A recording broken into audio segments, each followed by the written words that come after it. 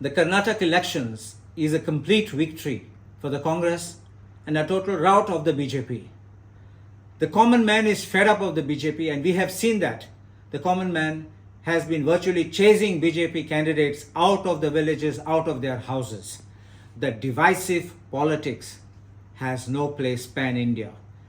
The BJP tried a lot of inciting communal overtones in their election rhetoric, but it did not work.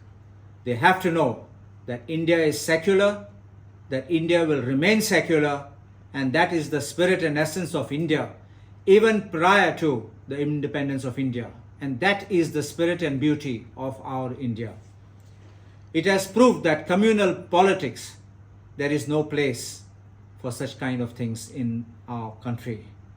Despite a high-octane campaign, which was led by none other than our Prime Minister, with top central leaders virtually campaigning and camping in the state of Karnataka, they drew a miserable 2-digit figure, could not even touch a 3-digit figure.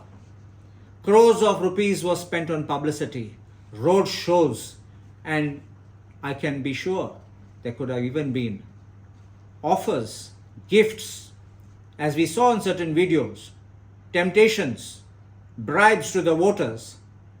But the voters were smart enough. Nothing worked. It was genuinely the people's voice which was speaking. We must know that not only the common man was neglected, but even the tribals were neglected. The Congress is clearly on the path of revival. I can assure you that Congress will start its march, as was said before, from Karnataka and will march into Delhi. And it will not be long before we unseat this kind of a government which is only trying to divide the nation, which is trying to finish the nation, and only trying to help certain favorite individuals. The simplicity and genuine people-centric campaign of the Congress has helped the Congress win. Many people still love the Congress all over the country, and people have high expectations of the Congress. And it is by trying to whip up communalism, whip up sectarianism, that is how, by dividing our people, the opposition, that is the BJP, seems to be trying to win elections. Unfortunately, this gamble has not paid off. Despite such kind of words being used, which will shock the conscience of any man, and with great respect, the Election Commission seemed to be like a Kumbhakarna in comatose, and getting up only when they complained, and very lethargic when the Congress was complaining, will now have to eat a humble pie in the process. I say with respect because it's a constitutional body, and we expect it always to act fairly, and when it acts fairly, it must act promptly. It's not only one-sided, which it should be.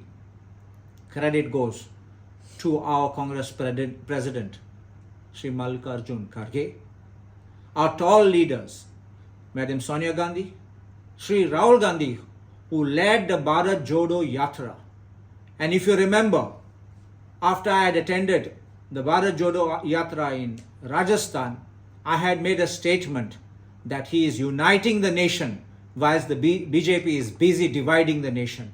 And you can see that he has touched the hearts and the minds of the people, and that is what the report card today shows. There's one more thing. People have voted out the 40% government, which it was known to be, and the people believe the Congress will reach out to every common man, every person in the road, every person in the village, whether you're high or low. Congress will treat everyone equally with great respect, with no fear and no favoritism. I would like to say that the Congress will be and continue to always fulfill the people's aspirations. The mandate which the people of Karnataka have showered with so much of love on the Congress, I can assure you that the Congress will move forward to fulfill its bold promises. They will not be jumlas. which we have seen, and each time promising one thing to the other and never seeing the light of the day. I congratulate also DK Shivkumar, and I also wish all our leaders, Siddharamaya, who has also led the battle for Karnataka, with our team Karnataka of Congress, which has worked day, night, toiling even in midnight without sleeping to ensure a smooth victory, unchallenged victory, and such a clear mandate which will pose no problem to have allies with anyone, to be able to stand by on its own and be able to steer Karnataka out of the depths of the corruption, of the lack of development, the faulty development, and steer it to be a model state.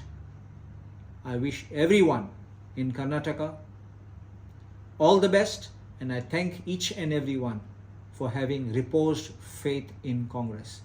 Congress is still the party of the masses.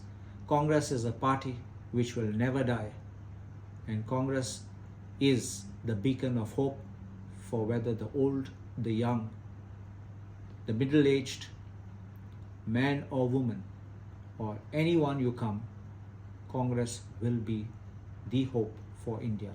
Thank you very much.